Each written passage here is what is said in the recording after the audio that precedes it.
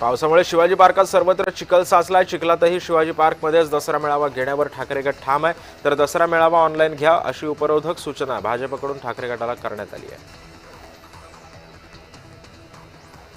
पावसामुळे शिवसेनेचा दसरा मेळावा इतरत्र होण्याची शक्यता आहे। खुल्या मैदानाऐवजी बंदिस्त सभागृहात शिवसेनेचा दसरा मेळावा होण्याची चर्चा असून नवीन जागेसाठी शिवसेनेकडून चाचपणी सुरू आहे।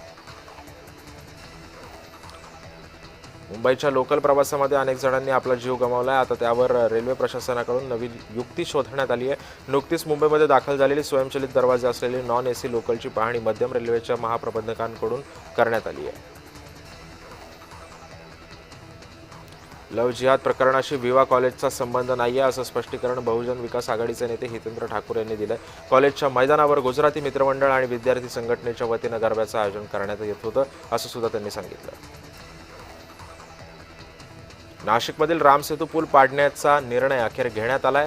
गेल्या अनेक वर्षांपासून या पुलाची दुरुस्ती करण्याची मागणी होत होती, मात्र आता हा पूल पाडून नव्यानं बांधण्याचा निर्णय घेतल्याची माहिती मंत्री गिरीश महाजन यांनी दिलेली आहे।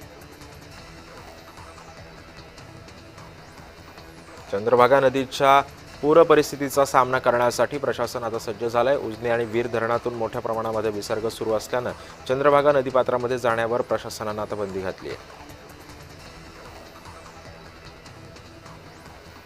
नांदेडमध्ये ओला दुष्काळ जाहीर करण्याच्या मागणीसाठी छत्रपती संभाजीनगरमध्ये सध्या संभाजी ब्रिगेड आक्रमक झाली आहे। सरकारच्या विरोधामध्ये घोषणाबाजी करत संभाजी ब्रिगेडच्या कार्यकर्त्यांनी आंदोलन केलं, तर माजी मंत्री अशोक चव्हाण यांच्या घराकडे निघालेल्या आंदोलनकर्त्यांना पोलिसांनी ताब्यात घेतलंय।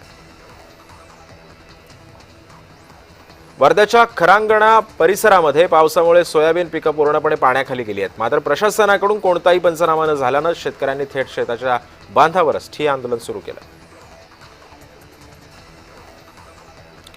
जळगाव जिल्ह्यामध्ये झालेल्या पावसामुळे गिरणा नदी दुथडी भरून वाहू लागली आहे। गिरणा धरणातून नदीपात्रामध्ये 45,000 क्युसेकनं विसर्ग सुरू करण्यात आलाय।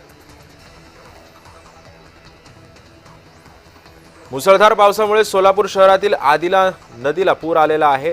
शहरातील वसंत विहारसह उपनगरामध्ये पुराचा वेढा पाहायला मिळतोय। शहरातील अनेक रस्ते जलमय झाले असून अनेक घरांमध्ये सुद्धा पाणी शिरलंय।